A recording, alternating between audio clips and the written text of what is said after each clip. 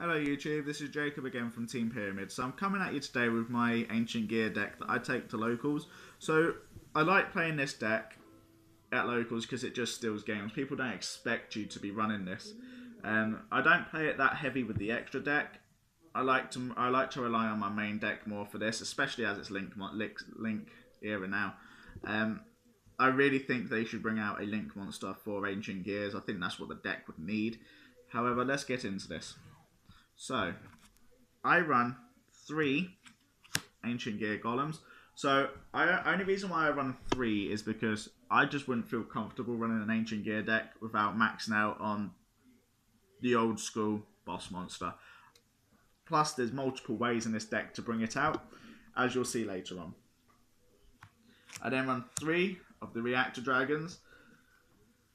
So, the fact that this card can pop one of your opponent's spell and trap cards on the field when it attacks is brilliant. It don't have to be your opponent's either, it could be one of yours. So if you've got another Gear Town on the field while this card's already out, it attacks during battle phase. You pop your own Gear Town, get a special summon, attack again.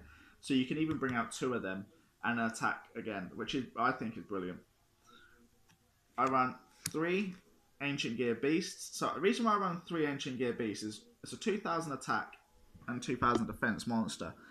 And the fact that Gear Town will let you summon this without tributing, because it lets you summon monsters for 1 tribute less, is brilliant. This card only requires 1 tribute, so it means that there is no tributes needed. I then run 3 of the Stratos of the deck, Ancient Gear Wyvern. So, reason why I run 3 of these is obviously the searcher of the deck. You need to get your resources quickly. It can search for any Ancient Gear card from your deck and add it to your hand. Only downside is it sets up plays for the next turn, not the turn it's actually summoned, because you can't set any spell or trap cards, and that's primarily what you're going for.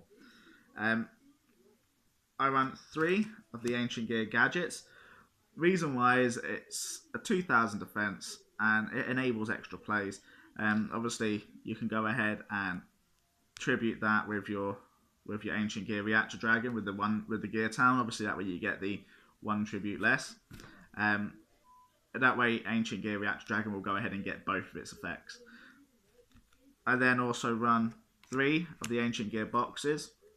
As you'll see later on in the deck, I can get multiple cards on the field, which actually enables certain plays, depending on what you need. So that's why I run 3 of them. It's a 5000, 2000 defense. Again, it's a defensive deck if you can't get your attackers on the field. I then run 2 of the Ancient Gear Hunting Hounds. So the fact that you can burn your opponent straight away for like the 800 is brilliant. Sorry, 600 I should say, not 800. And then the fact that you can go ahead and use this as a poly to go ahead and get your Ancient Gear Fusions out. It has two effects in here, which I think is brilliant. Then for my spicy tech, I run him. So the reason why I run the True Draco in here, I can't pronounce his name. Number 13, number 12, the True Draco or True Draco rat. So the reason why I run him is because no one expects it, and the fact that you can go ahead and just tribute your spell and traps and a monster if necessary, and the fact he gets immune to all of them. He's a 3000 attack, and he's just phenomenally hard to get over. Everyone knows everyone knows who's played True Dracos. The fact that they can make themselves immune to spell and traps and monster effects is phenomenal. And it does make him a very challenging deck to get over, which is why I've only run 1 of him in here. Primarily, you don't go into him that often, but he's there in case you do. So that's it for the monsters. Then off to the spells. So obviously, you run the 3 Gear Town. So that's self-explanatory for any Ancient Gear deck. The fact it can reduce a tribute for an Ancient Gear monster down by 1, and when this card gets popped, you get to special summon from your deck or graveyard an Ancient Gear monster. Can't ask for more. I then run 2 of the Fusion Repair plant, recycling plants. So the reason why I run 2 of them is obviously the Hunting Hound. You get to use it, have that on the field, get to bring it back, then you got your resource in your hand again. I then run 3 Terraforming. So like I said, this deck does rely on the field spell being there. So you need to see it as fast as possible. And it depends on whichever ones you want. This just lets you search them. It's Terraforming. You don't need to say anything else about it. I then run 3 Ancient Gear Catapults. So this is one of the cards that lets you go ahead and get your Ancient Gear Golem. So if you've got no other cards on the field, you've got Ancient Gear. You've got, Gear Town up on the field. You've got an Ancient Gear Catapult. You activate Ancient Gear Catapult, pop your Gear Town, pops itself. Then you go ahead, you get to special summon a Reactor Dragon from Gear Town, and from Ancient Gear Catapult, you get to go ahead and special summon a Gear Golem because Ancient Gear Catapult ignores summoning conditions. So it's even better. I then run 3 of the Ancient Gear Fortresses. So the fact that they can't be, when you have this on the field, when an Ancient Gear monster is either normal or special summon, you get to go ahead and make it immune that turn from being targeted by card effects, which I think is brilliant. So I then run 3 Machine Duplications. So I run 3 of the Machine Duplications. Obviously you're running the Ancient Gear box and the Ancient Gear gadget. They're both under 500, they're both level 4s. Get them on the field. If you wanted to make this deck so you could run it with links, then by all means there's your shots. They're there straight away. And I run the 1 Limital Removal. It's just a fun card. It could be taken out for like Soul Charge or anything like that. I like it because it goes ahead and just doubles the attack, and then you can just swing over for an OTK.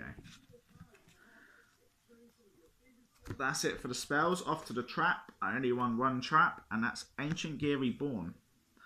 So again, it's another target because it's a continuous. It's another target for your True Draco. However, the fact it can go ahead and bring back a Ancient Gear card from the graveyard and special summon it, I think that is brilliant. It also increases its attack by 200 points, which I think is a brilliant card. So that's it for the main deck. For the extra deck, like I said, I don't really run an extra deck. I mainly rely on the main deck. So I run 1 number 59 Crooked Cook. So this is what I use the Machine Duplication for. So if I've got no other resources and there's no way of popping my own Gear Town or even my Fortress, because your Fortress, when it's sent to the graveyard, lets you go ahead and bring back a card from your hand or graveyard, which I think is brilliant as well. So if you've got no other ways to get your big boss monsters out from your main deck, go ahead, Machine Duplication, one of them, go into this card, detach, clears the whole field, clears everything, spell and trap cards as well, but it only gets a boost for the monsters. So that way you go ahead and get 2 special summons as well as this. That way you've got your 2 cards, your 2 boss monsters there.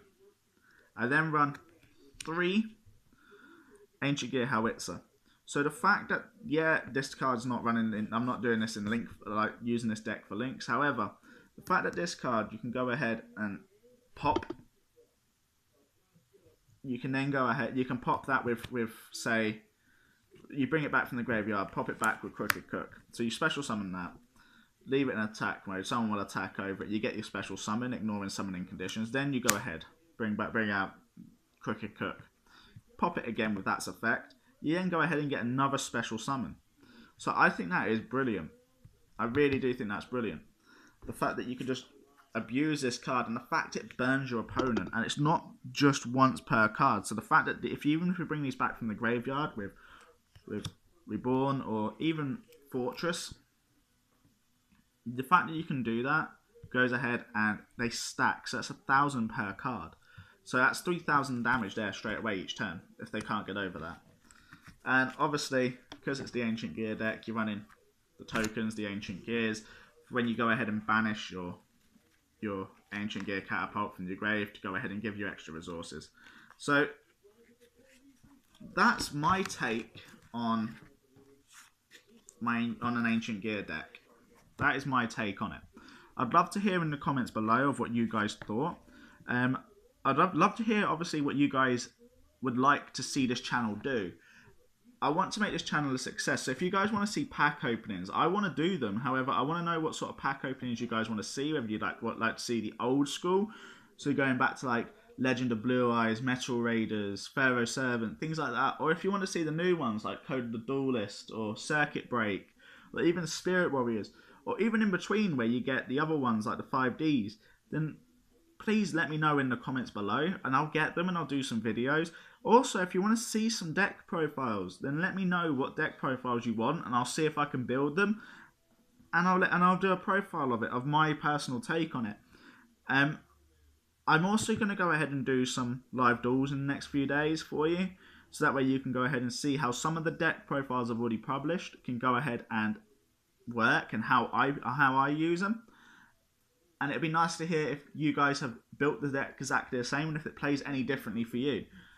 Please let me know in the comments below. If you like the video, please hit that thumbs up button. And please subscribe to help this channel grow, and obviously to stay tuned for more videos. Thank you very much, YouTube. Bye-bye.